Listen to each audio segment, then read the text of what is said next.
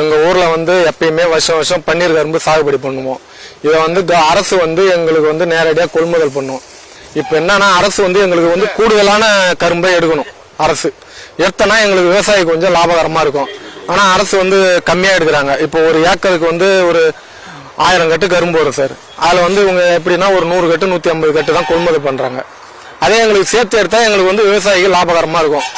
அதே போல் விலை வந்து எங்களுக்கு வந்து கரும்புக்கு ஒரு 50 ரூபாய் விலை நிர்ணயம் பண்ணி கொடுக்கணும். ஏன்னா வந்து இப்போ வந்து எல்லா விலையும் ஏறி போச்சு. ஆள் கூலி, உர செலவு எல்லாமே ஏறி போச்சு. அப்படின்னக்குள்ள எங்களுக்கு வந்து கரும்பு வந்து விலை வந்து சேர்த்து கொடுக்கணும் சார். இப்போ விவசாயி நிறைய பேர் இருக்காங்க. அவங்கள்ட்ட பார்த்தீங்கன்னா ஒரு சில பேர்த்துக்கு ஒரு 20 கட்டு தான் எடுக்கிறாங்க, 50 கட்டு தான் எடுக்கிறாங்க, மீதிலாம் வீணாக தான் போகுதுன்னு சொல்கிறாங்க. ஆமாம் சார், அதை தான் நான் முன்னாடியே சொல்கிறேன். அப்போ எப்படின்னா எல்லா கரும்பும் எடுக்கணும். எங்கள் விவசாயி இருக்காங்கன்னா எல்லா விவசாயியும் இருக்காங்க. இப்போ நான் குறிப்பாக சொல்கிறேன்னா இப்போ விழுப்புரம் மாவட்டம், இப்போ நாங்கள் விழுப்புரம் மாவட்டம் மட்டும் தான் அந்த கரும்பு சாகுபடி பண்ணுறோம். இதே வந்து ஒரு சென்னையில் கரும்பு இல்லை, இப்படி திண்டிவனம் தாண்டாலே கரும்பு கிடையாது. அதில் வந்து இல்லை. இப்போ திருவண்ணாமலை மாவட்டம் கரும்பு இல்லை. அப்படின்னு இந்த கரும்பை வந்து கொள்முதல் பண்ணி எல்லா ஏரியாவும் கொடுக்கலாம் தமிழ்நாடு ஃபுல்லாக. அதை அப்படி பண்ண மாட்டாங்க. இப்போ இங்கே எடுக்கிற கரும்பு வந்து எப்படின்னா விழுப்புரம் மாவட்டம் மட்டும்தான். இப்போ நாங்கள் இந்த பிடாகம் குச்சிப்பாளையம் இந்த கிராம விவசாயம் நாங்கள் பண்ணுறது ஃபுல்லாகவே இங்கே மட்டும்தான், விழுப்புரம் மாவட்டத்துக்கு மட்டும்தான் சப்ளை பண்ணுறாங்க. அதே மற்ற மாவட்டத்துக்கு அனுப்பிச்சா எங்கள் கரும்பு ஃபுல்லாகவே போயிடும்.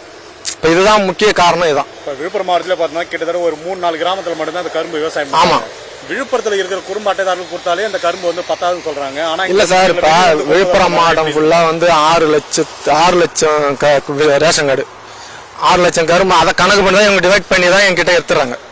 இது எப்படின்னா மற்ற மாவட்டத்துக்கு எங்க கரும்பு கொடுக்கணும். இதே பக்கத்துல கள்ளக்குறிச்சி இருக்குது, கள்ளக்குறிச்சி கூட கிடையாது. இப்போ எங்கேருந்து ஒரு 5 கிலோமீட்டர் அடுத்தது கள்ளக்குறிச்சி மாவட்டம் ஸ்டார்ட் ஆகுது, பிரிட்ஜை தாண்டினாலே. அப்படின்னு உள்ள அங்கேயே எங்க கரும்பு போக மாட்டேது. அப்படி போச்சுன்னா ஒரு எங்க கரும்பு ஒன்றும் இல்லை, திருவண்ணாமலை, கள்ளக்குறிச்சி, இந்த பக்கம் செங்கல்பட்டு, இப்படி ஏன்னா ஒரு 4 மாவட்டத்துக்கு கொடுத்தா எல்லா விவசாயோட கரும்பும் வந்துமே போயிடும். இதுல உங்க வாழ்வாதாரமே பார்த்தா இந்த பொங்கல் பண்ணி இந்த பொங்கல் தான் சார். இதுக்கப்புறம் இந்த கரும்பு ஒண்ணுமே சும்மா வேற பண்ணாத கரும்பு வேற என்ன பண்றீங்க? வேற வந்து வியாபாரி யாருன்னா வருவாங்க, அவங்க கிட்ட கொடுத்துருவோம். இப்போ ஏன்னா வியாபாரி பொங்கல் கொண்டாடுறவங்க வந்து கரும்பு கேட்பாங்க, அவங்க வந்து வாங்கிட்டு போவாங்க. ஏக்கருக்கு எவ்வளவு செலவு பண்றீங்க? எவ்வளவு உங்களுக்கு லாபம்? ஏக்கர் சார், ஒரு ஏக்கருக்குன்னா கிட்டத்தட்ட எப்படியும் வந்து 1.5 லட்சம் ரூபாய் மேல செலவாயிடும் சார். என்னோட குத்து மதிப்பான இது 1.5 லட்சம் ரூபாய் மேல செலவாயிடும். இப்போ வடாந்திரம் பண்றீங்க, இதுல லாபம் வருதா உங்களுக்கு? நஷ்டம் தான் சார். இதுல நஷ்டம் தான், லாபம்னா ஒண்ணும் கிடையாது. அதே அரசு ஃபுல்லா எடுத்தா லாபம். நீங்க மாற்று பயிர் வைக்க முடியாதுங்களா? மாற்று பயிர்னா நம்ம இதுல இருந்துட்டு சார் வைக்கலாம், மாற்று பயிர்னா வைக்கலாம்.